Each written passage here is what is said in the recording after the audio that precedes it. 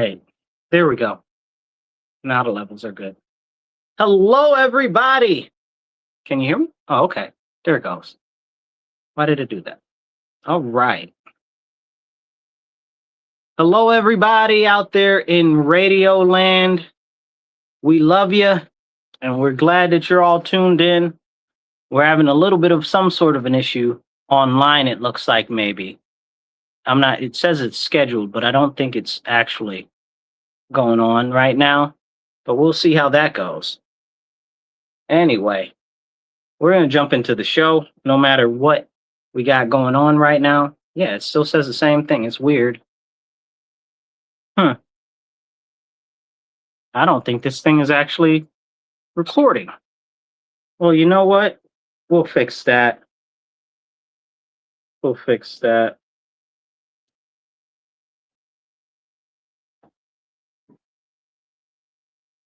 All right, I guess it is live. Okay. I guess it wasn't showing up. All right, thank you guys for tuning in. You're listening to The Divide here in your ear, having the conversations that you need to hear. This is The Divide with Marcus C. Williams, and we are on WRFZ LP 106.3 FM. Thank you guys for tuning in today. We've got a great show for you. We're going to jump right into it. We got a lot of things to discuss. And if you want to be part of the conversation, drop a comment below or just give me a American flag or a thumbs up. Let me know that you're out there. Say, hey, because all of that helps the algorithm get it out to more people. And do hit that share button. It don't cost you nothing. So let's start the show off with everything that's on everybody's mind right now, which is the attempted assassination of Trump again. What are we on? 4, 5, 10, 24? I can't even keep count anymore. You know, it's like every week they try to assassinate this man. It's a serious issue. But we see that it's a serious issue because there are these people that continue to promote that he's a vile, evil human being and he should be extinguished and all of this and all of that and just terrible things, right?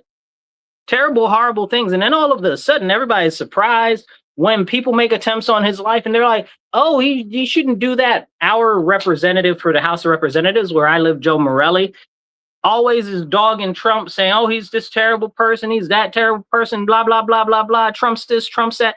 And I'm like, dude, enough already. How about you just do your job, right? Like, you're our rep in the House of Representatives. How about you address the issues in the House of Representatives instead of playing political party? You actually do something about actual representative legislation. No, that's too much for the Democrats on that side. They don't care. Because they don't care about representation for you. They care about what's going to keep them in power. And that's a terrible travesty. And to be honest, I'd say that for many of the other ones that are on the other side of the thing, too, in the Republican Party. But with the Democrats, we see them trying to lambaste all of the people that are not Democrat, right? Like, if you're a Republican, if you're somebody that cares about your country, oh, no, perish the thought. You can't care about your country. That's not a thing. Forget that. And you'd be like, well, but you're American. You're somebody that's supposed to be supporting Americans. How come you think that it's bad for us to care about our country? You know? But, hey, we see it for what it is. And people will say, oh, well, the unity this and unity that. How can you have unity with a group of people that want you dead? Explain that to me like I'm 5. How can you want unity with somebody that wants you dead? You know what I'm saying? Like, people will say, oh, well, that's not a real thing. Do you listen to the internet? Do you watch the television? Like, these people honestly want anybody gone that doesn't have their same mentality or concept or believe the same things that they do. I live in New York State, and Governor Kathy Hochul told us to get out. If we're conservative, if we're Republican, we should leave the state. She doesn't want us here. That's what she said out her mouth. You know, Cuomo echoed a similar thing before when he was governor. So what is this? What are we really talking about? You know, it's very clear that they'll paint anybody any type of way if they disagree with them, essentially stripping them of their ability to redress their grievances with their government, which is their First Amendment right?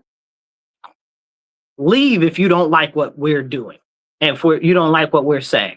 That's wild.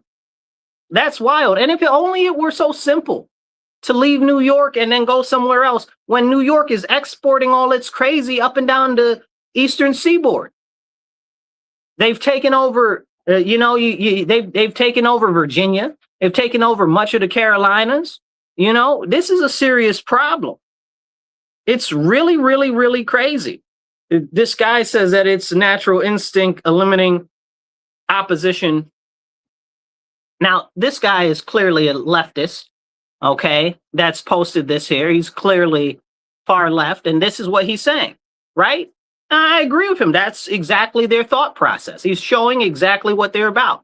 They want to completely eliminate and eradicate anybody that does not share their same sensibilities. And here, this gentleman goes right here, not that he's a gentleman, but that he's an individual online that's telling the truth. Because they say these types of things all the time. They want to get rid of you if you will not bow the knee to them.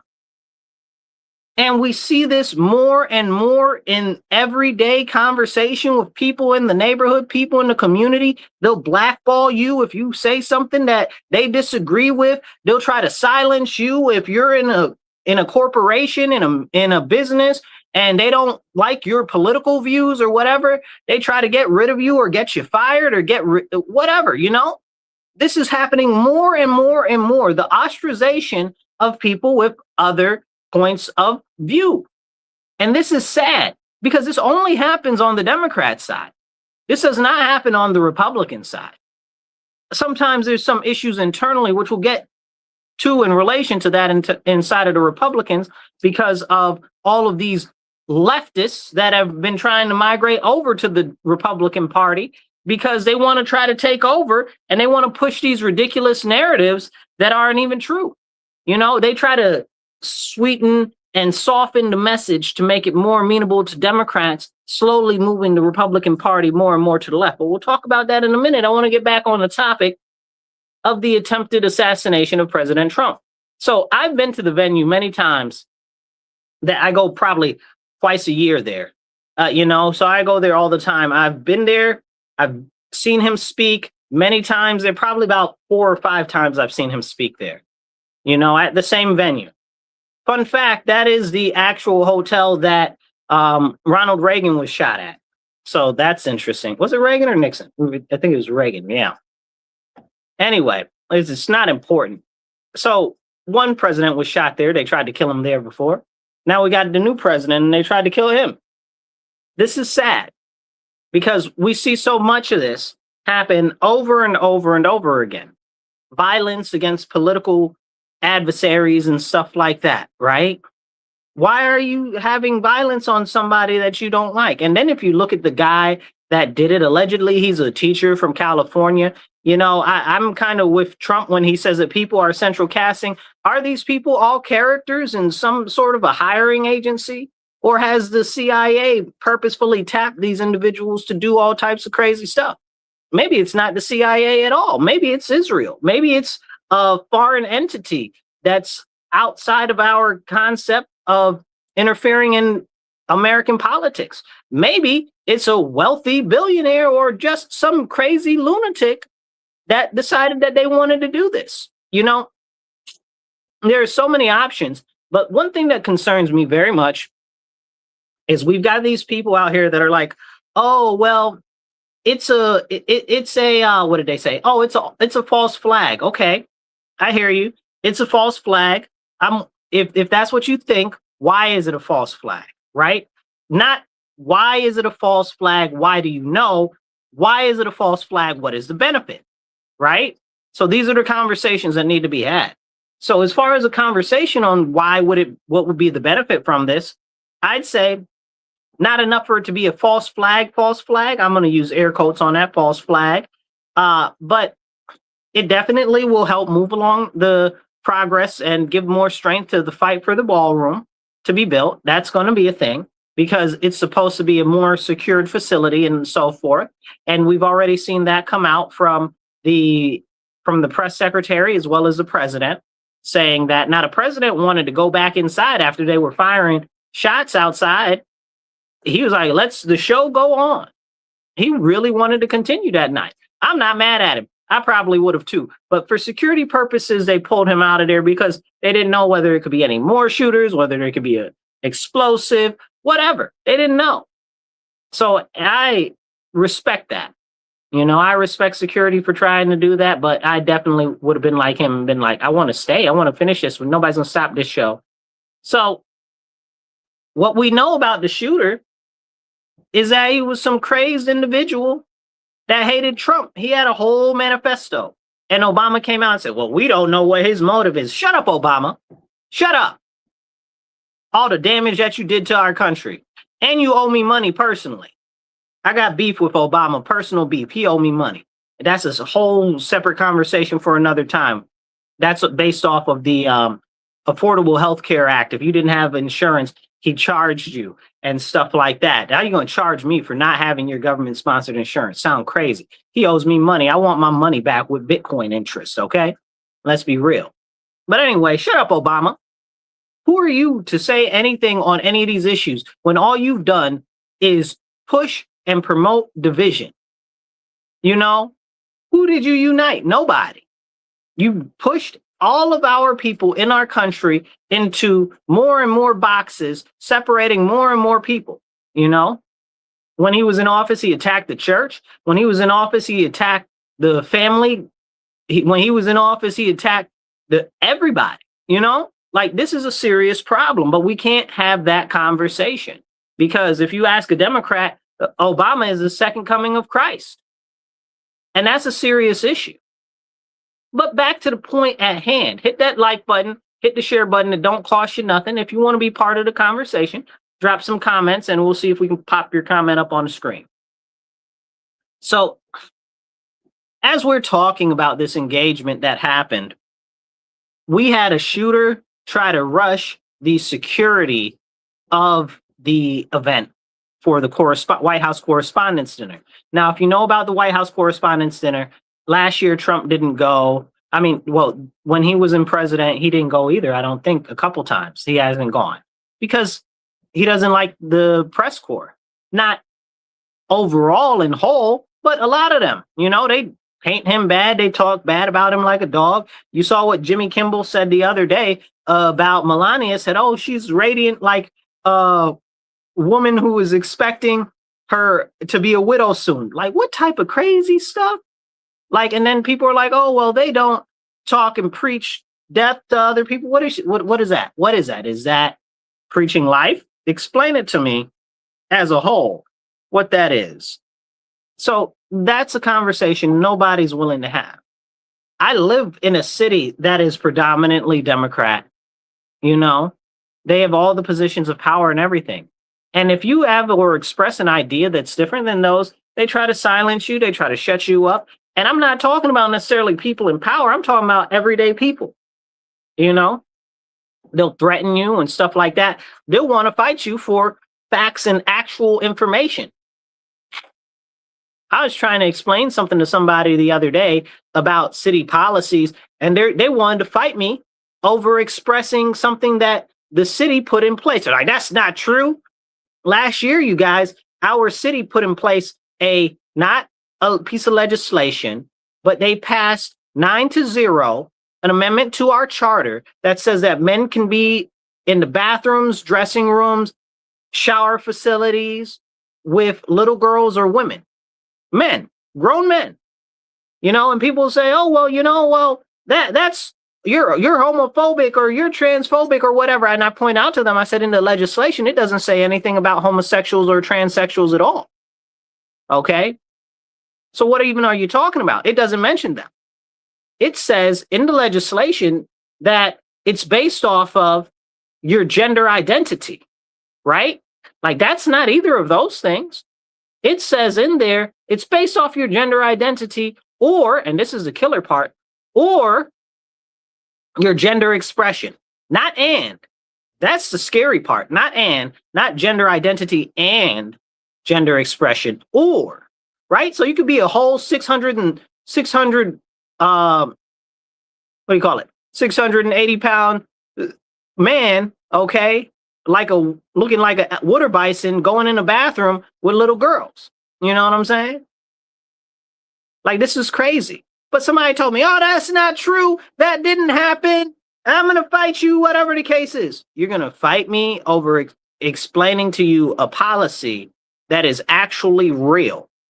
This shows you how these people are completely disconnected from reality, and all that they have is violence. These people are vile, they're evil, they're maniacal, and they will work avidly against anybody that expresses any difference of views of the actual reality in the world. And that's a problem. That's a serious, serious issue. So we wonder why they went to go attack President Trump, because this guy and his manifesto, he said, oh, well, President Trump is, President Trump did a 60 Minutes interview yesterday. He did a 60 Minutes interview, and the lady was like, yeah, in his manifesto, it was saying, oh, that Trump is a pedophile and he's a rapist and he's this and he's that in the guy's manifesto. Remember, this is the manifesto that the guy wrote that 60 Minutes is talking about, that Obama said, we don't have a motive. Well, it's very clear that there was a motive. He wrote a whole manifesto in which he also professed anti-Christian beliefs and that he hated Christians and wanted to kill Christians. So that's another problem, because we don't talk about the murders or the attacks on Christians or the continued burning down of Christian churches that are just so matter-of-factly ironic. Like, this is a very, very, very serious thing. But we can't talk about that. Somebody said they're off their meds. I don't think that they're off their meds. I believe that these people are on their meds. And that's the problem. We know the issue with SSRIs and antipsychotics and stuff like that, and the impacts that they have on their brains. You know, we see that the largest amount of people that are taking those type of antipsychotics and SSRIs and stuff like that are liberals, are leftists. They did a whole couple of studies on this, and I want to say it was not the Washington Post, it was the New York Times that actually published an article about those things. Maybe, I don't even know. In the last year, it was within the last year that they published that. And I found that to be very interesting. But it shows how these things impact and influence your thoughts, your physicality in your body, okay, your body physiology, and your ability to reason. It's like how females that are on like these different things for, I guess you call them birth control, if that's what you want to call them, but these different drugs for birth control, that they're more attracted to limp wrist men, weak, soft Sallies. You know what I'm saying? Like, that's what they're attracted to because they're on these drugs. But when they get off of those drugs, they're no longer attracted to those types of men. So there's really something to say about how America is so heavily medicated and how it's more easy and simpler now than ever to really brainwash people, you know, and people are like, oh, you can't brainwash people, this, that, and the third. Hypnosis is real. Like, what are you talking about? Hypnosis is real. Mind break is real. Like, I don't know what's going on that people are like, oh, no, this couldn't possibly happen. Yes, it can. Conditioning is real. You know, like, you hammer people day after day, Republicans bad, Republicans evil, Trump bad, Trump evil. Well, people are going to start believing it. These people are Nazis. These people are the enemy. Da da da da da da da da. And like our leftist friend out there in the YouTube comments said, it's only natural to want to get rid of and eliminate your enemy. Well, what is it? Why, bro? Like, how is that like your enemy? Like, other Americans are your enemy because of what? Because they think different, because they believe that you should go and take a different direction to get to the same result that you guys want. Please make it make sense to me, you know? And I believe very firmly that we need more unity. Okay. I believe that a house divided is not able to stand, you know, but that comes from a firm foundation, and that's been eroded again and again and again, bit by bit, chip by chip. Okay. The foundation of our nation is being eroded. And we see that with many of the policies that are out there. You look at this whole stuff destroying the family, right? promoting abortion, promoting elder murder, and I put promoting abortion and promoting elder murder, I put those two right together. It's the same thing. One murders the unborn and one more murders the elderly. What does that do? Take people off the tax roll. So we have to spend less tax money on them. And it's easier to control a population when there's less people. People need to wake up. They're not doing it because they believe that they're being compassionate. They're lying to you and selling you that it's compassion when really it's about control and power. That's all that abortion is about. That's all the elder side is about, what they're calling medically aided induced death. That's all that that's about. Power and control. And let's take a moment and start to talk about power and control, because that's a very important issue that people aren't talking about right now. As we see what's going on right now in our government, the government is expanding its power, and they'll say, oh, well, it's Trump and it's the Republicans and it's the this and it's the that. Hold on, pause. Because if you listen to me for some time, you know that I believe very firmly that it's the elites at the top of the pyramid. Okay. And it doesn't matter when you're at that level in the game. It doesn't matter what political affiliation you're in. It's the people at the top are working together in coordination, whether you know it or don't know it, because they know what's best for them. Just like George Carlin said, it's one big, it's one big club and you ain't in it. They all go to the same parties. They all have the same bankers. They all take vacations in the same place. They all go to each other's weddings. Like, what are we missing?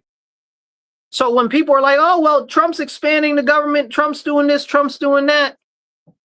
What is he doing that the government that the Democrats aren't doing? Trump's actually been trying to shrink the government. And that's something that I'm very much so for, but I am not happy that he's trying to integrate more and more Palantir into the government. That is a serious problem. Palantir is essentially a AI company that does a lot with surveillance and stuff like that.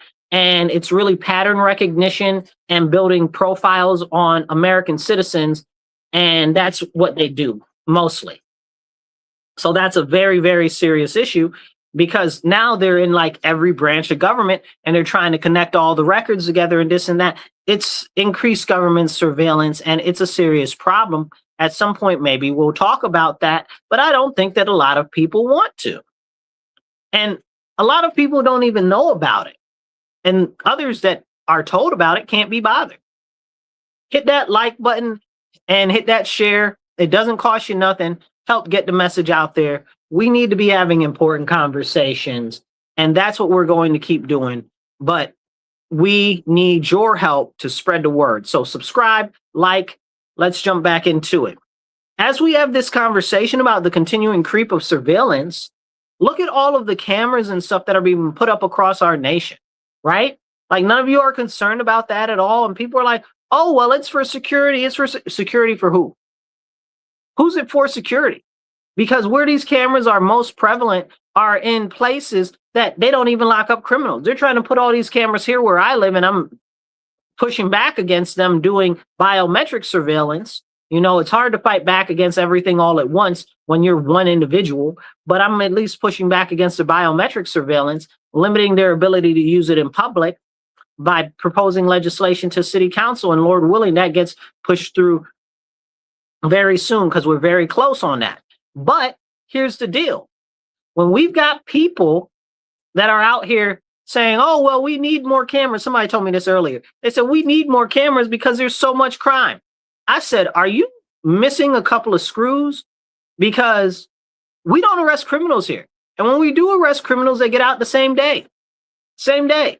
Like, that's not even a joke. Sometimes within a couple of hours, if you talk to some of the officers, they'll be like, we didn't even arrest them for some of the crimes because they'll be right back out. By the time before we finish the paperwork, they'll be out. That's a problem.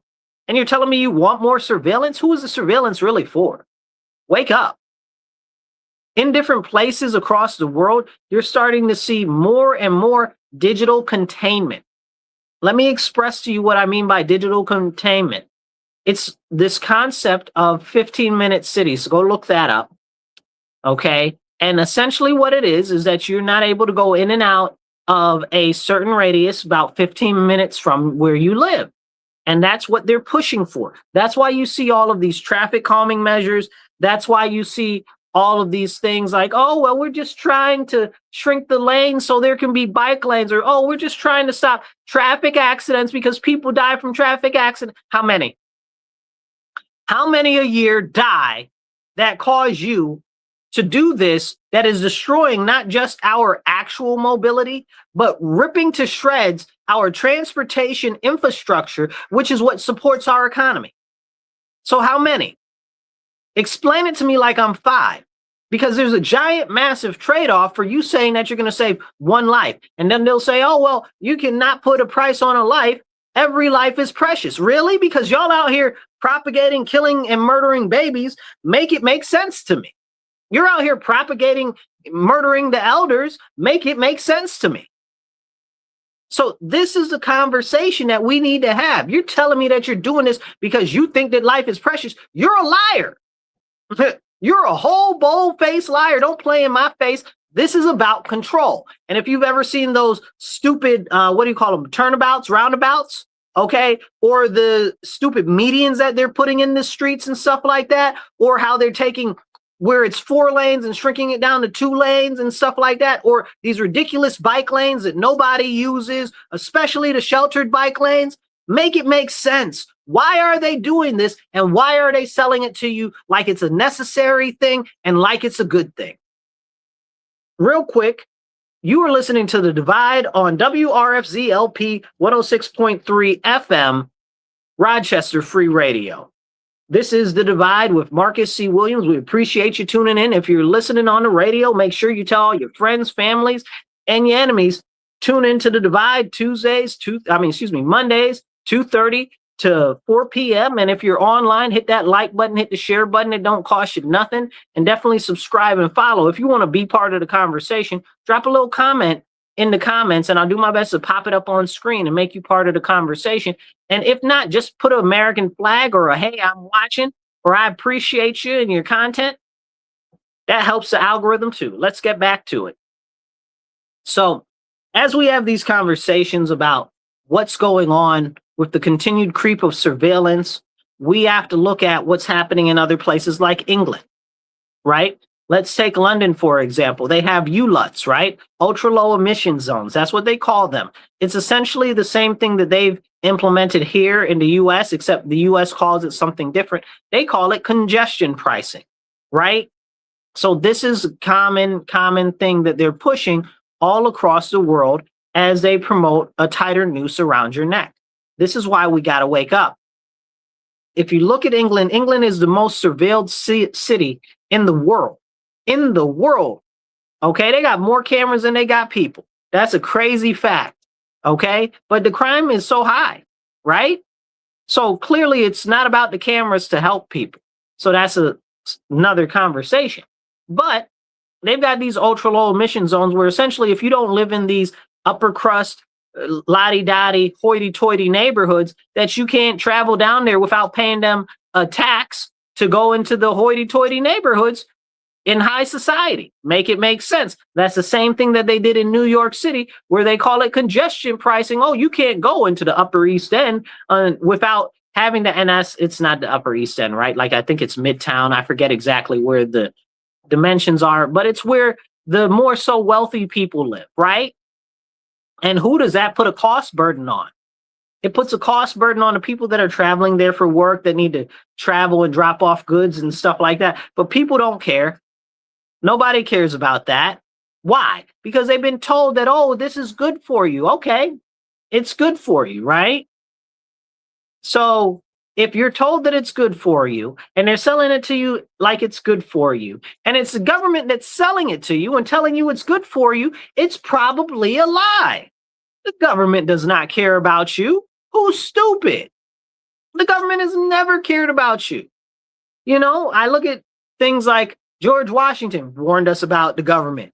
He's like, yo, don't let the government get too big or you're never going to have any rights anymore, right? The second president of the United States, you know, the John Adams, he was like, yo, if the government takes away your rights, they're not giving them back. So you better stand on business because them rights ain't coming back, especially your liberties and freedoms. And this is what people need to understand.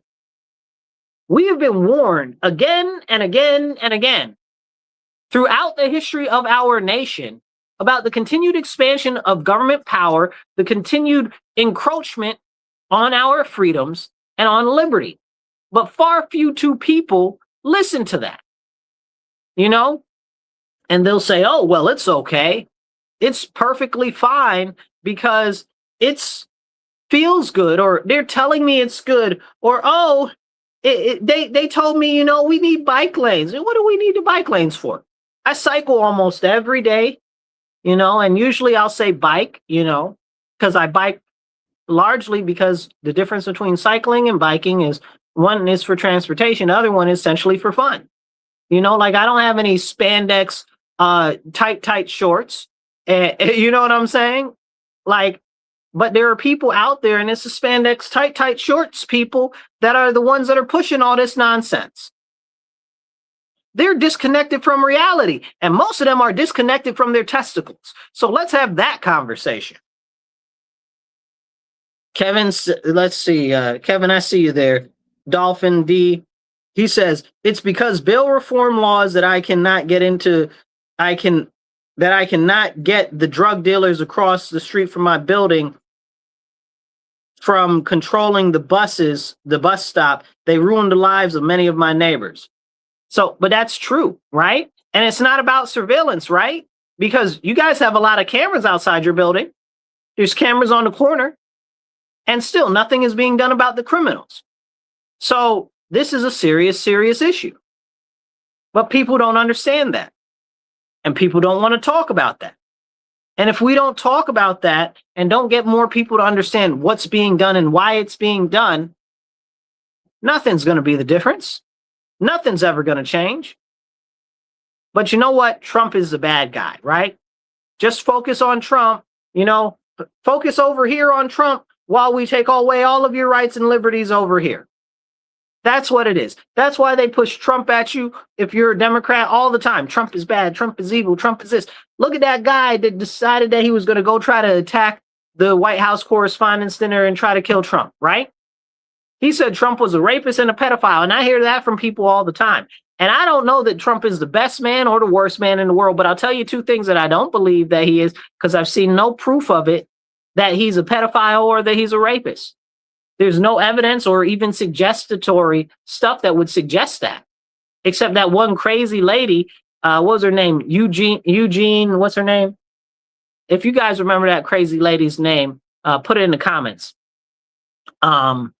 Eugene, whatever her name is, crazy sexual deviant lady that she is. I saw her on Anderson Cooper. Now, Anderson Cooper is a homosexual male, married to a whole dude and everything, right?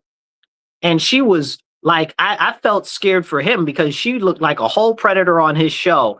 Like she was salivating over getting her claws into him. Like it was like scary, right? Like I was scared for him. Like, but these are the type of people that are out there that are propagating these empty and false narratives. Oh, Trump forced himself upon me. And then she's on the news talking about, oh, well, he didn't actually penetrate me or do anything to me, but in my mind it happened. In your mind it happened? Woman, what? And this is the stuff that she said on the news. And we can't talk about that? Like she said that, like there are news recordings of these are the things that she's saying. So so that's a nothing burger there. And then on top of that, we see the type of women that Trump likes, right? Trump likes white blondes, right? So there's nothing that would give you any reason to believe that he likes little children or anything like that. So this is a very, very, very, very serious issue. When you accuse somebody of something like that, when you paint them as being a pedophile and you have no information, like, right? Like you're like, oh, well, he's a rapist because of E. Jean Carroll or whatever. Okay, well, that's not true, but that's what you're basing it off of. But you've got nothing to say, nothing to base that he's a pedophile off of.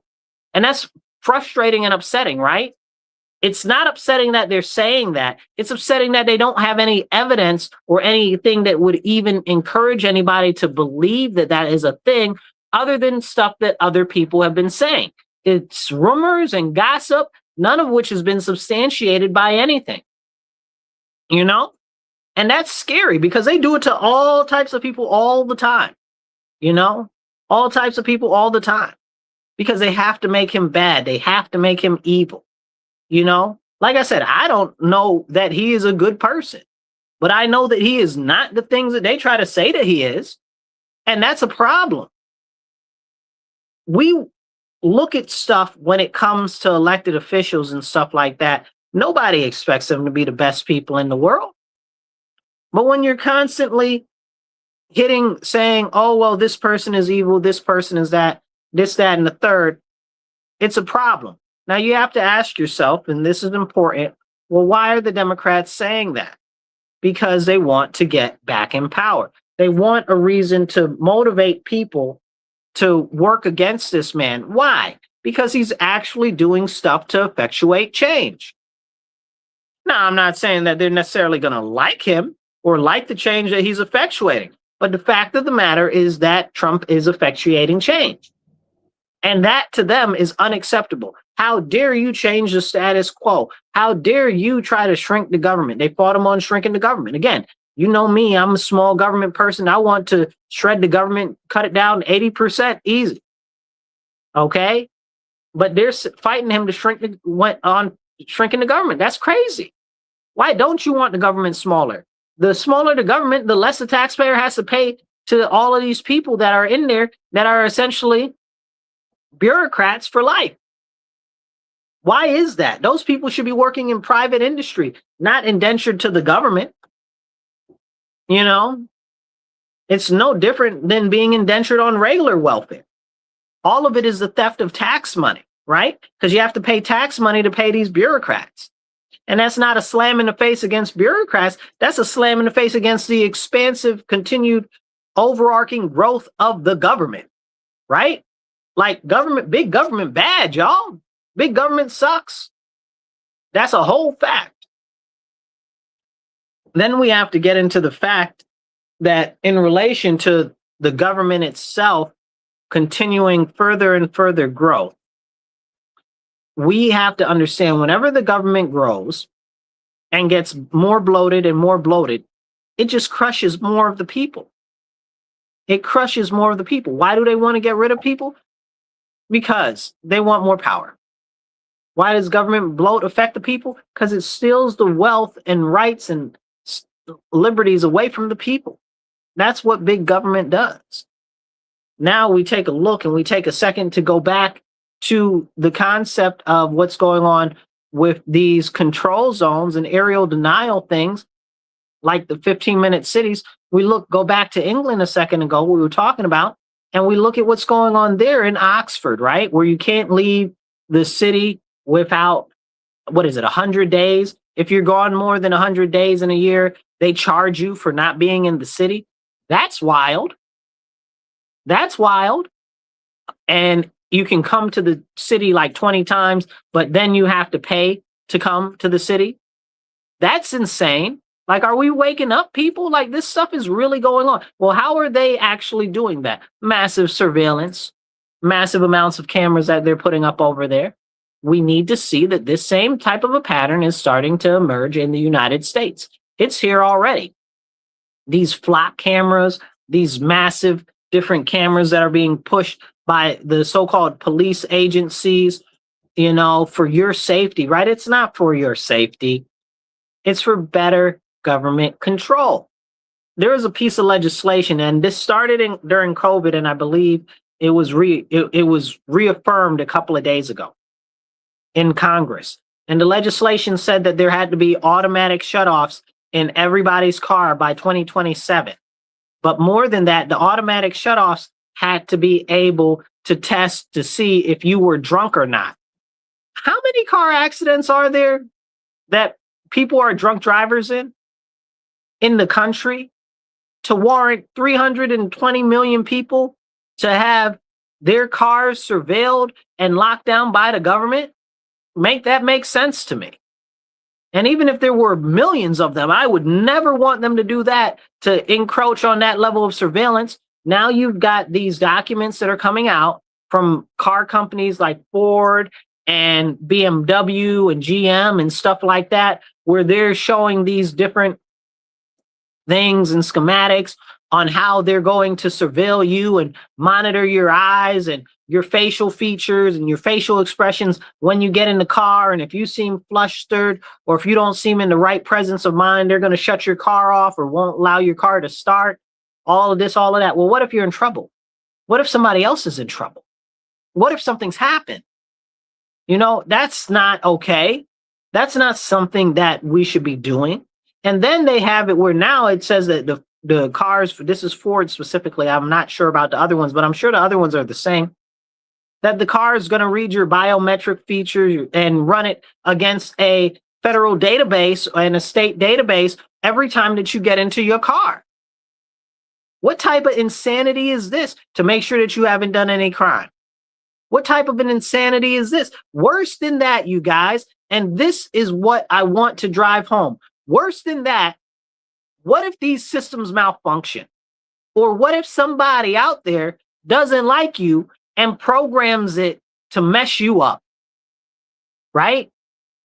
Like that happens. That can happen, and it definitely will happen. You think that false accusations and stuff are big now? Watch what happens then. Watch what happens then. Okay? Maybe you said something the government didn't like this morning. Now you're a criminal. Now your car won't start for you. Okay? You say that you didn't like the president's trade policy. Now your car won't start. You know, like these are serious conversations that we need to have. But a lot of people don't care to have them. They don't care to talk about it. So real quick, let's help get the message out. Hit the like button, hit the share button. It doesn't cost you anything.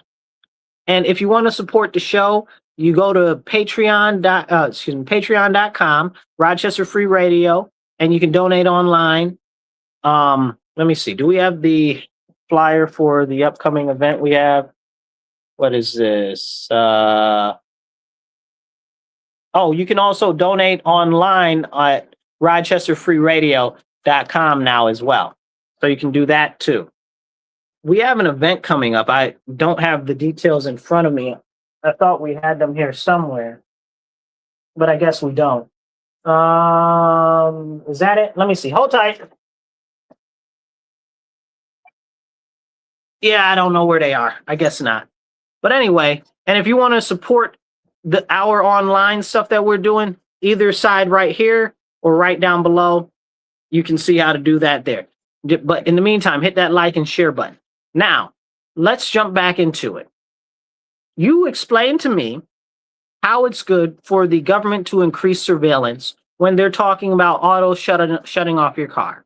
You explain to me how it's good for the government to increase surveillance when they're talking about they're going to start limiting your ability to travel outside of your neighborhoods and your communities. You explain to me how it's good for the government to have more surveillance when they're talking about issuing carbon taxes and stuff like that to charge you based on the clothes you wear, how much food you eat, where you go, how much you travel, and all of that.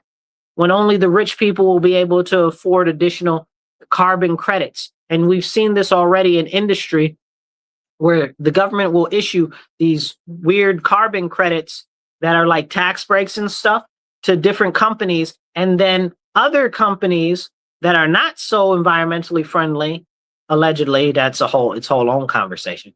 They'll buy those carbon credits from the other companies. You can't afford carbon credits. You're not going to be able to buy them.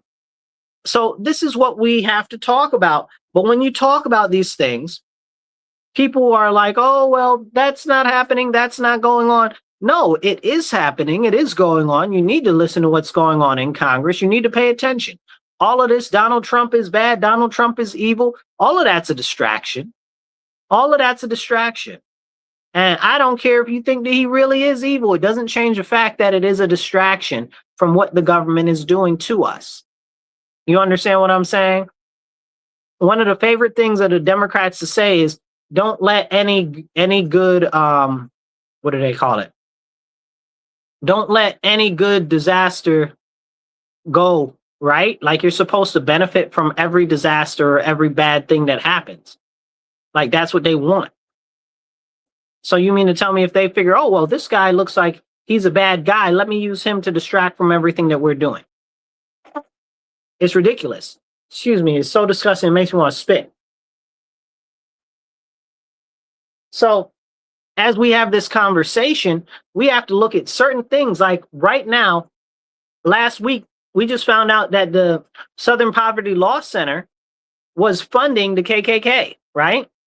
They're funding the KKK and other white nationalist groups and all of these other people. And they're like, oh, no, we were just paying informants in there that are fermenting agitation and creating problems and creating racist encouragement and stuff like that. That's all. What do you mean that's all? That doesn't sound very good to me at all. That sounds terrible. That sounds wicked and evil. It sounds like you're a self-perpetuating entity that causes the problem so you can actually try to pretend that you're fixing the problem. Oh, wait, what is that called? The Cloward Pelvin strategy or whatever the case is. If you know what it is called, drop it in the comments. Yeah, somebody says, don't let a good disaster go to waste. Yep, that's exactly it.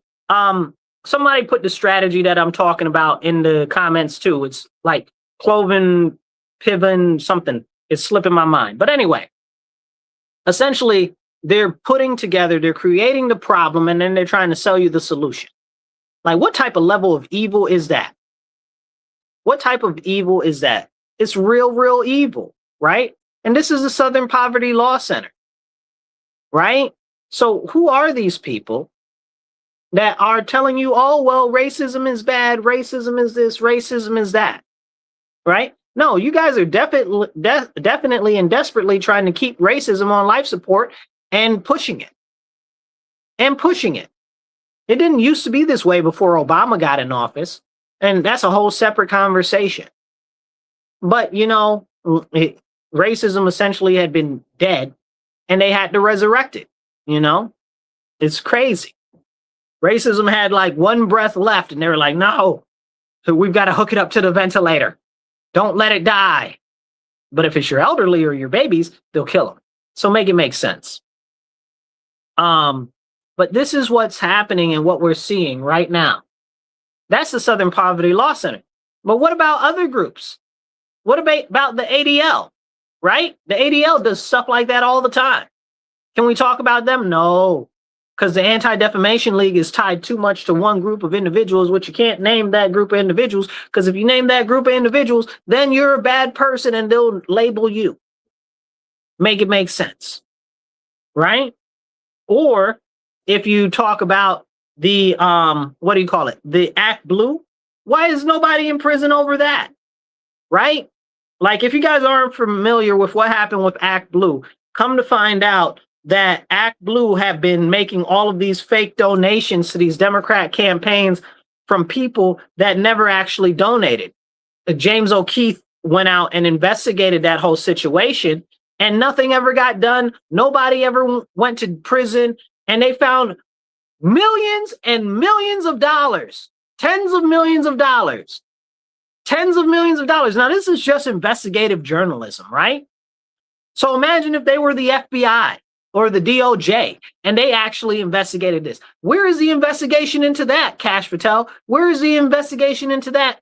Whoever the new deputy AG is now that is taking over for Pam Bondi. But it's the same thing, right? Where is the action on this? Democrats do terrible stuff. Nobody goes to jail. And Republicans pitch a fit. But nothing is ever done. When will something be done? So you've got the Act Blue situation. Nobody did anything about that. We've got Open Society Project, okay, which is George Soros, which we all know. Not only is it is he a foreigner who's interfering in our elections, which we know. Like, that's not even a question, right? Like, that's not even, everybody on both sides accepts it as being a fact. Now his son Alex is all up in and down through it. Okay, but that's a fact. We know that. Why is nothing being done about Open Society? Explain it to me like I'm 5. Now all of a sudden they got the SPLC, and now, oh well, this is an issue, and that is an issue. It's frustrating. It's frustrating. It's very, very frustrating because we see this stuff happen and nothing is being done. Nothing is being done.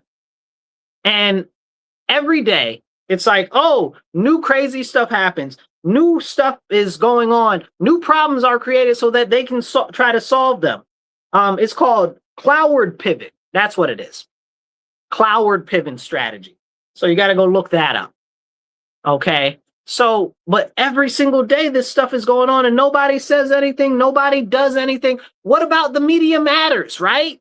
Media Matters. Go look that whole thing up, right?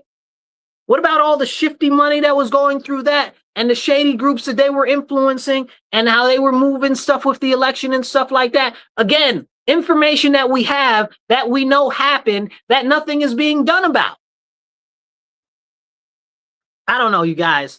It's like, it's so frustrating and upsetting. You might be like, well, Marcus, well, what can I even do? Why should I even stand up? Why should I even push back? Here's where you can do something. On your local level is where you can make a difference. Because while we might want stuff to change on the federal level, I think that there's a very strong concept that we need more people. We need more people to act. You know, there's a saying, I don't believe you, you need more people.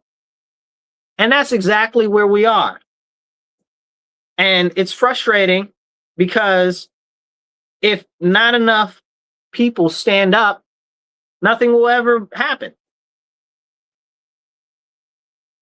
And it's frustrating. And I believe, I don't know where that saying comes from, but it's definitely was in a Jay-Z song. I don't believe you, you need more people. You know, that was in the Takeover on the Blueprint. I think that was the first album, right? Yeah, the Blueprint. But I gotta go listen to that. I haven't listened to that in a while. But you know, this is the problem that we're facing right now. Not enough people that are sound of mind and sound of body are willing to stand up to the government because either A, they don't care, or B, they don't have the time or have some excuse that they don't have the time to even do the littlest. And this is why I encourage you all the time. Get active locally. Go to a school board meeting. Maybe go to a city council or town council meeting. Maybe you go to a county ledge meeting. You know, whatever you can do to actually work to start to listen to what's going on. Maybe you go to a planning board meeting. Maybe it's fire district, whatever. But you have to get active. Nobody is going to do it but you. So you got to stand. And where we can make the difference is locally. And when we start to get more people active, get more people involved, then we can start to engage the federal government on different issues and things like that. What are one of the biggest things that really push elections and stuff like that? Money, funds, again.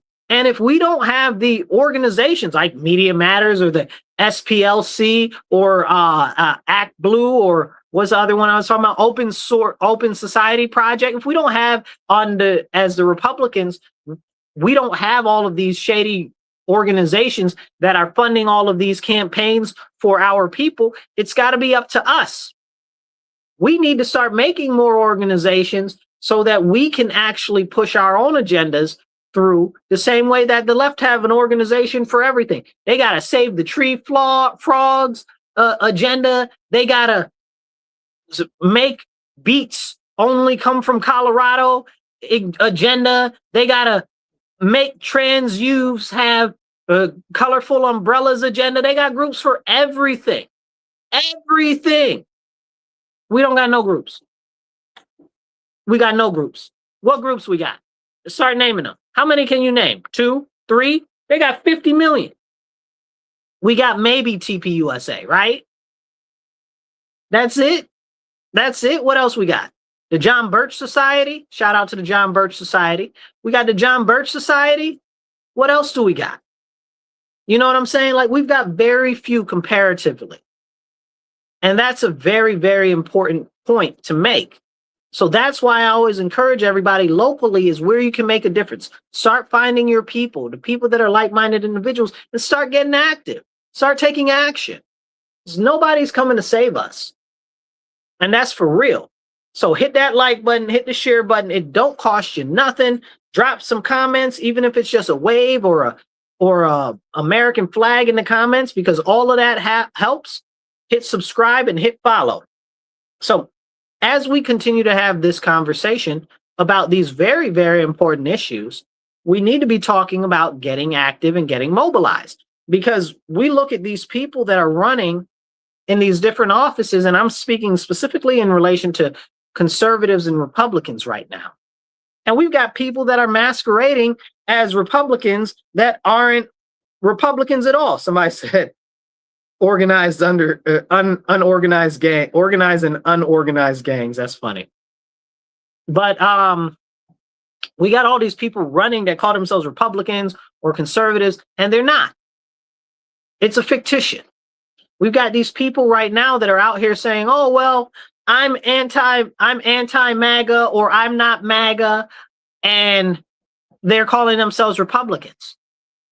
That's just a cover. Don't listen to those people. Don't trust those people, yo.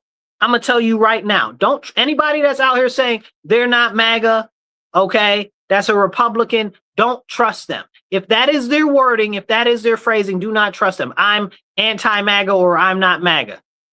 Because that is a trap. They are not conservative. It's got nothing to do with MAGA. Clip this. It's got nothing to do with MAGA. These people that claim that they are Republicans, but say that they are not MAGA, that say that they are anti-MAGA, are not conservative. They're using the terminology to try to say, oh, well, they're not MAGA, to really represent the fact that they don't have any conservative values, that they don't hold the traditional conservative values of the Republican Party, and they are trying to shift our party and our platform more and more to the left. And they've been starting to intercede themselves and input themselves into our different Republican and conservative organizations, slowly drifting us more and more to the left. Now they're out front talking about they're not MAGA. What even does that mean? This has been a challenge that I've had with the left for some time. I'm like, they're like, oh, well, you're MAGA. I don't even know what that means. Make America great again. That I get the concept of wanting to make America great again, but what is somebody that's MAGA? What does that even mean? It's nothing. It's vaporous. It's a foozy. It's a woozy. It's a you know, it's a nobody knows. Nobody can pin that down. What does that even mean? Right? So these people that are Republicans that are saying, oh, well, we're not MAGA. You don't want to make America great? Like, is that what you're telling me? So this is the problem. And for a long time, I've never considered myself MAGA, but I've considered myself always America First, until Nick Fuentes stole the moniker of America First. I could never say him from the beginning. If you go back and watch my videos and posts on him, for years, I've been warning people about him. And now it's coming to light that, oh, well, now he's telling people to vote for the Democrats. And I said, yeah, because that's who he's been working for the whole time. I told you, you know, but sometimes people are hard to learn. What do your parents say? What do your grandparents say? Hard head makes a soft behind. Yeah, so this is why we're in a lot of the problems we are now. But I considered myself America First before that clown. And then I was like, you know what? America First isn't even strong enough, right? So I'm America First, last, and always. But really, it's gotten to the point where I'm so disgusted with so much of what's going on. I'm America only. America only. I don't want to hear nothing about no other country. I don't care what's going on in Timbuktu. I don't care that Leoso is falling into the ocean. They're not. Okay, they're not. They're a mountain kingdom in the middle of a landlocked country. It's not happening. But I'm just giving that as an example. But I don't care. Cambodia fell off the map tomorrow, I wouldn't notice. I wouldn't notice. Like, I don't care about any of the other countries. I only care about America. I only care about American citizens. I don't care about no Mexican citizens. I don't care about no Canadian citizens. And I daggone sure don't care about no Australian citizens, because none of them care about us. If we are in this country together, if we are Americans, we need to care about America. Not about other countries. Definitely not about some Nigerians. Definitely not about some what you call them people? Lebanon people. Not about some Greece people. Not about none of them. None of them. And definitely not about none of the sand countries neither. Not the Iraq, not the Iran, not the Israel, not the none of them. None of them. Not one of them. It don't got nothing to do with the United States. My concern is the American people. My concern is what's going on in our country. And my concern is what benefits our nation. You know who's really got it down like that? Israel. You know, people give Israel a lot of flack, but I'll tell you one good thing about them is that they care about their own special and personal interests. Unlike America, which it seems like so many Americans here, which I'd like to drop off, strip them of their citizenship and give it to one of these foreigners that would want their citizenship, that really is proud to be in America and stuff like that, because these other clowns hate America so much they want to move, let them move, you know? So Israel does for Israel. Israel will do against America if it benefits Israel. Why won't the U.S. do that? Why won't the U.S. only look out for itself? Why do we have people in our Congress like Ilhan Omar that's like, oh, I'm working for the Somalian people in Somalia? Fool, you are an American House of Representatives person. You are an American Congress person. And you talking about you serving the Somalian? Man, send her out. Immediately. That's treason. Gone. Her, what's her name? Her homegirl, what's her name? I can see her face. Rashida Tlaib, okay, who calls herself Palestinian, don't got nothing to do with Palestine. That's a whole nother conversation. Fake behind faker, okay? Self-enricher, okay? Anyway, that's a long, I don't even want to go on her like I really want to. That's for another episode. But her too. Oh, she's focusing on these people, not on the American citizens. Fool, what do you mean? Same thing with Chuck Schumer. Same thing, and don't think I ain't got it for some Republicans too. Same thing with Mike Lawler, Maria Salazar, right? Oh, well, we should give these foreigners amnesty and stuff. You should be dunked in a swimming pool, and I don't know about them letting you back up. That's treason. You're talking treason. You're talking direct acts of aggression against the American people. And we're supposed to be okay with that? It's wild. It's absolutely wild. And these are the conversations that we need to have, but nobody wants to have. A lot of people don't know that we've got Republicans right now that are out there pushing massive amnesty. So it's like this. If we've got Republicans and they're pushing amnesty, we got a problem. We got a serious problem. No Republicans should be pushing mass amnesty. And it's like 20 of them right now that are. I'm going to see if I can pull up some of the names of some of the people that are. Mike Lawler, I already said him. We got David Valado, some foreign name, okay? Valadio, Dan Newhouse, Brian Fitzpatrick, and others. Okay, so it's mad at them that are out here calling themselves Republican, but actively working against the American people. Now, I want to get back to these other Republicans that are accepting themselves into the Republican Party that are saying that they're not MAGA, right? What does that mean? Nobody knows. Nobody knows what MAGA means. This is a problem. I appreciate you. Check his comment right there. Yeah, we're gonna please share this. Share this. Be sure to subscribe to the channel and encourage others to subscribe. But this is a problem, right? We've got these Republicans, and I don't like the term MAGA to begin with, right? Because it doesn't represent anything. It's like they're like, it's an assault weapon. What's an assault weapon? The first human was assaulted. The first human murder was assaulted with a rock. Is it an assault rock? Like, how are we putting these vaporous names on things, right? So they're like, oh, well, we're not MAGA. No, you're not conservative. Don't play in my face. Now, if you look at MAGA and you try to say, oh, well, MAGA is related to Trump and that you don't support Trump, come out and say you don't support Trump. Come and say you don't like Trump. Put it out there. Say that. Say that. Say it. Don't try to use coded language on us. You don't like Trump. You don't like Trump. That's cool. That's cool.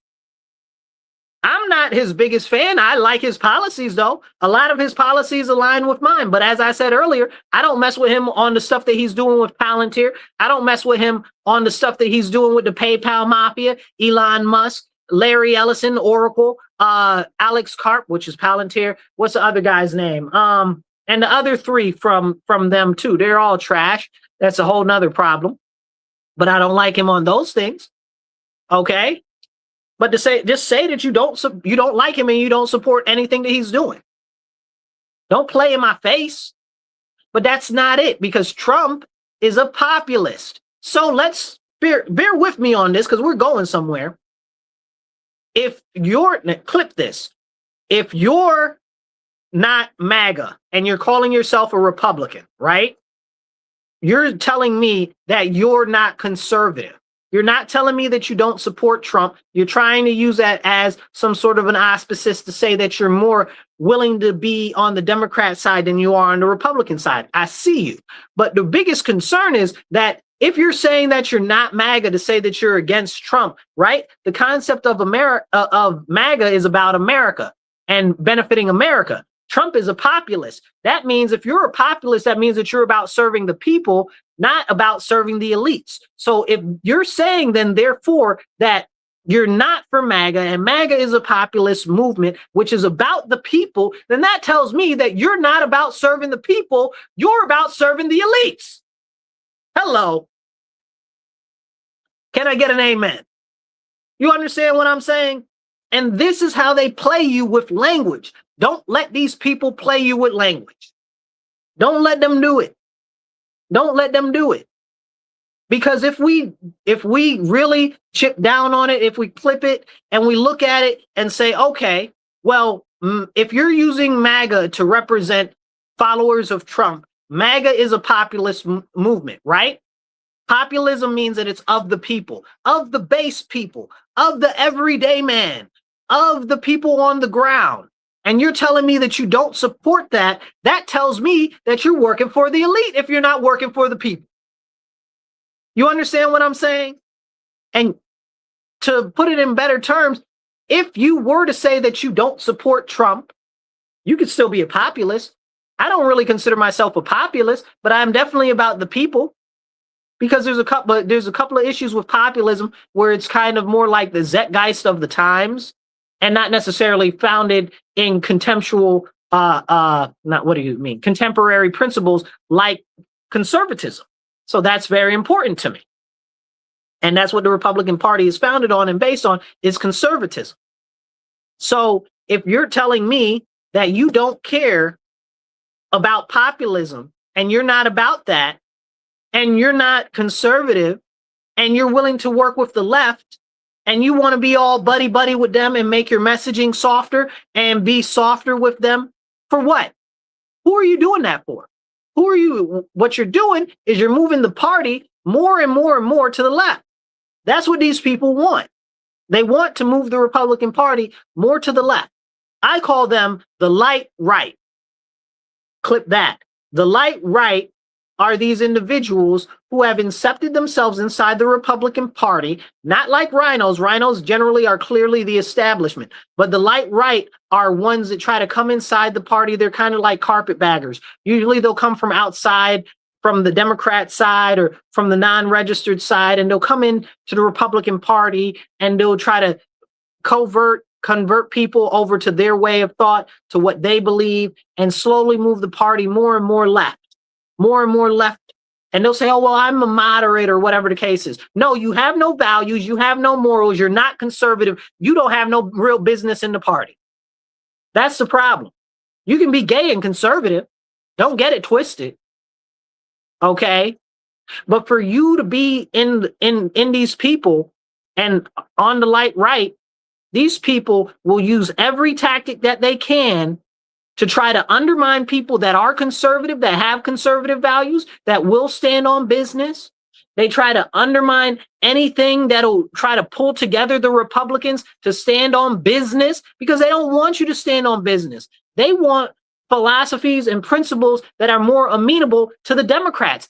We don't want that. The Democrats have gone so far left because exactly like what we're seeing with the light right inside the Republicans now happened with the communists and the socialists on the left. It's the exact same tactic that worked on the left for the communists and the socialists, and now it's being used against us as the Republicans on the right. You understand what I'm saying? This is what we need to be having a conversation about. This is what people need to see. This is one of the most important issues of our time right now in the Republican Party. That's why we can't get anything done.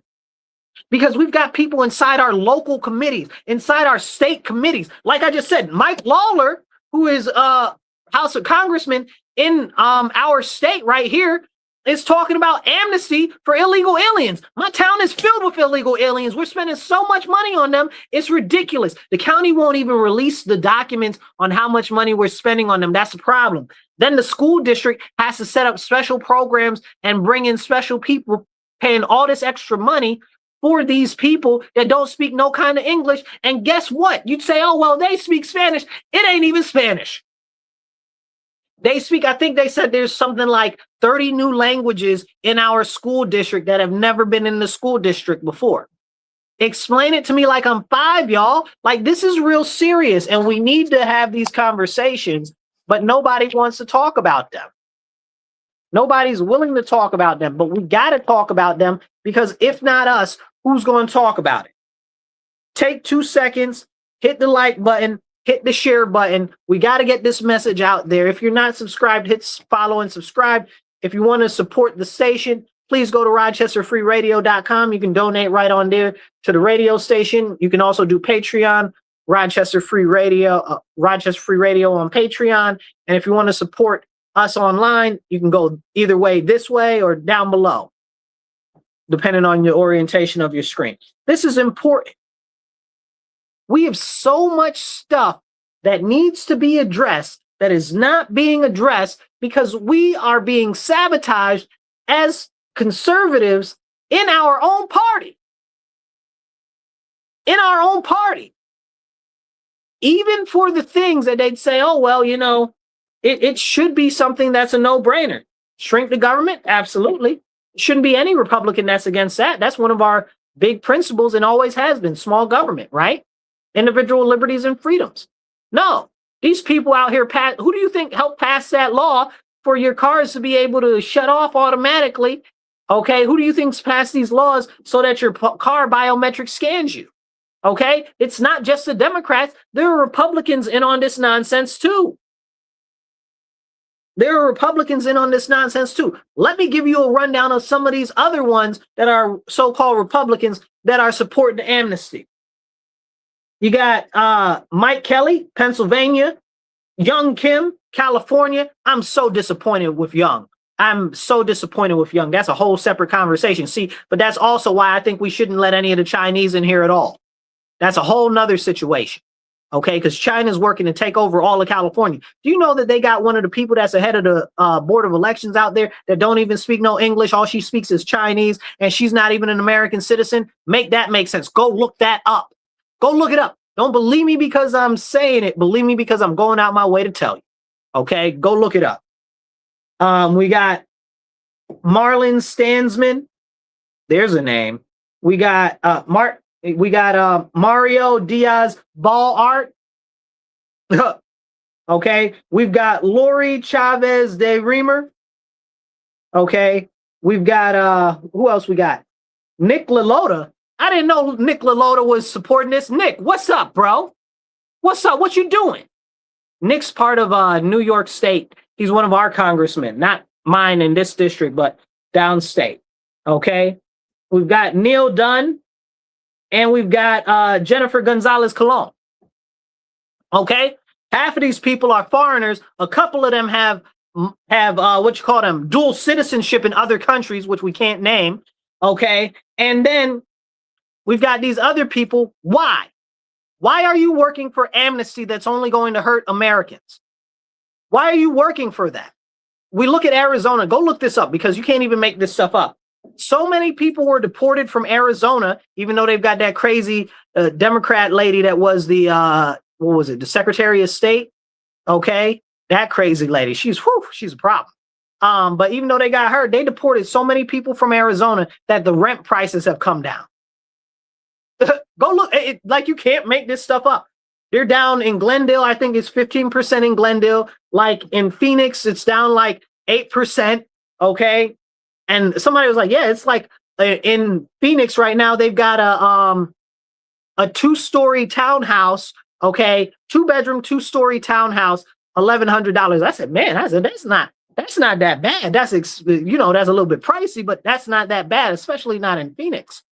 So this is what's happening. But these people want these illegal aliens to stay here. That is a very, very serious problem. Somebody says sabotaged across the board. That's exactly what it is. That's exactly what it is. We are being internally sabotaged. That's why we got to keep these people out of the party. People are like, oh, well, you shouldn't gatekeep. Absolutely, you should. Somebody's got to gatekeep, because if you don't keep the gate, all of the evil is going to come inside. Who's stupid?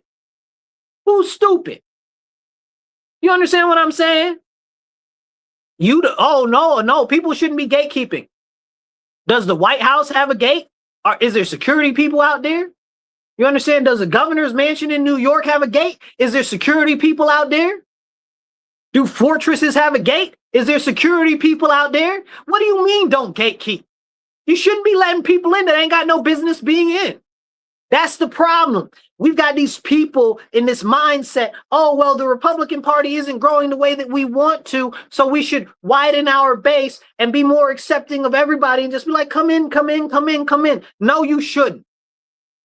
No, you shouldn't. Stop playing with me. You letting all these people in, and then they're eroding our values, they're eroding our principles, and then you wonder what the heck is going on, why we can't get done what we need to get done, why people that are good candidates, that are real, true conservative candidates built on the rock of conservatism, which is what the whole Republican Party is based off of, okay, are fighting in primaries against these people that are either self-serving or serving the elite. Make it make sense.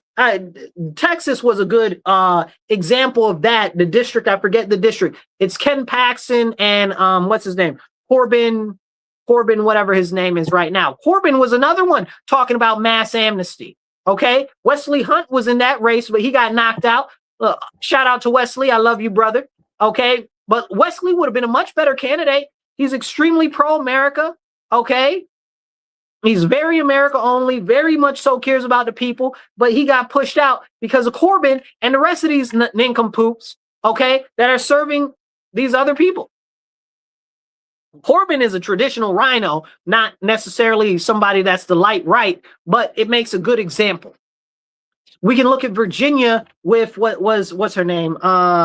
Katie Barr, okay, who's a Democrat, who's running as a Republican, talking about, oh, I'm a Democrat, I'm just running as a Republican so I can get people to vote for me, so I can get out of the primary, and this, that, and the third. And she's saying this openly. Or the lady in, North Carolina that has the niqab, right? Like she took her picture for her thing in a niqab. Like that's not a hijab, that's a niqab. Like the whole face is covered and everything. Like who even are you, bro?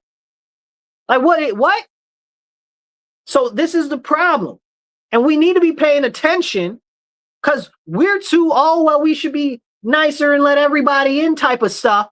No, we shouldn't. We should be standing on business. That way, people that are in the growing conservative movement, because the conservative movement in America right now is the biggest thing happening in politics, right? The conservative movement. Why? Because the conservative movement is a philosophy that, while it is tied to the Republican Party, is its own philosophy. And this is why the Republicans need to actually stand on principles and values. I want to take a jump back and I want to talk about that guy that went to go try to assassinate Trump over the weekend. They said, oh, well, he had been to some different No Kings rallies and stuff like that. But he was a member of the Wide Awakes, which is a group that's on the left or whatever. No, hold on. Pump your brakes. No, the Wide Awakes are not a leftist group. That, again, shows you the Democrats and the left co-opting what was traditionally Republican for their messaging. The Wide Awakes were a conservative Republican group that helped get Abraham Lincoln elected and were very active in New York City and along the Eastern Seaboard. Go look it up. Okay, this is them co-opting it again. It's the same thing that happened with progressive. Do you know that the Progressive Party is actually Republican? The Progressive Party was actually Republican. They were ultra conservative. Ultra conservative. The Progressive Party was the reason why we ended up with a prohibition on alcohol and marijuana. Okay, that's the Progressive Party, not these new leftist lunatics co-opting traditional names of our groups on the right. It's so upsetting and it's so frustrating, and people are letting them go with it. I never, for years, for all of the time since the term progressive came on the stage in the last 6-7 years, okay, or whatever, because it was really not even 6 or 7, it's really about five years, maybe 6 years, that this whole term progressive has been out there really like that. And I'm like, no, there aren't. These are fake. These people are fake. They're these fake neo-progressives. Okay, they're not progressives like our history says. Now they're talking about this dude was a member of the Wide Awakes. No, the F he wasn't. No, the F he wasn't. Okay, it's a fake organization that's trying to masquerade again off of what the Republicans have done. And this is the whole thing. Even the Democrats, even the far left, even the socialists, even the communists see that what the Republican Party has done traditionally has worked, and they are working to co-opt what we have done in the past. And you know who's not working to implement what we've done in the past? The Republican Party. Make it make sense. So disgusting, made me want to spit. This is the problem. This is the problem. Everybody's willing to co-opt what the Republicans have done historically that has worked and that has led us to massive victory, except actual Republicans, because they want to be more open. They want to be more amenable. They want to be more welcoming to all of these other people. Stop it. Stop it. You're destroying us. It's the same thing like the Pope.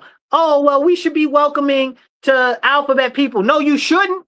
You sound crazy. Y'all out here talking about you're blessing alphabet marriages. Who's retarded? Must be you, because that goes against scripture. That goes against church tradition, and that goes against the church fathers. Come on now. Stop it. It's the same thing.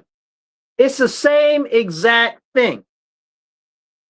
Now, before we go too far, I do want to talk about what's going on with Iran, because right now Iran, not just Iran, but also Ukraine and Russia, all of those groups seem to be looking to come to terms right now. We'll see. We'll see what happens. It'll be interesting. We've got them talking about in Iran, oh, well, if we end the blockade on them, they'll end the blockade on the Strait of Hormuz. Hey, man, we'll see what Trump says. We'll see how the negotiations go. I got a lot to say on it and not a lot of time on this episode. Maybe we'll cover it during the week on another show. That's why you should make sure that you follow and subscribe. But we've also got Ukraine and Russia talking about they're ready to come to terms, or looking like they might come to terms. We'll see what happens with that by next week. But I got a very big concern about Ukraine, how they become this massive weapons manufacturer. And you guys know, whoever we give weapons to as the United States of America, they end up turning on us and using our weapons that we gave them against us. Now we've made this weapons manufacturing production hub in Ukraine. Guarantee you they use that against us. Guarantee you that they use that against us. And there's a whole longer conversation about that, but that's for another time. So I encourage you, before we get out of here today, make sure that you start to get active locally. Find out if there is a local committee that you can join, whether it's your town committee for Republicans, whether it's your district committee for Republicans, whether it's your county thing for Republicans. Go out and join, maybe. That's the basis of getting involved in the system. Go to a school board meeting, go to a city council meeting, pick something that you're interested in, planning, fire district, all of that. Get ready to get active, to at least listen to what's going on. That's my message to you. Remember, stand up, speak up, and don't shut up. Take action. You guys be blessed and be well. Glory to God. Praise Jesus.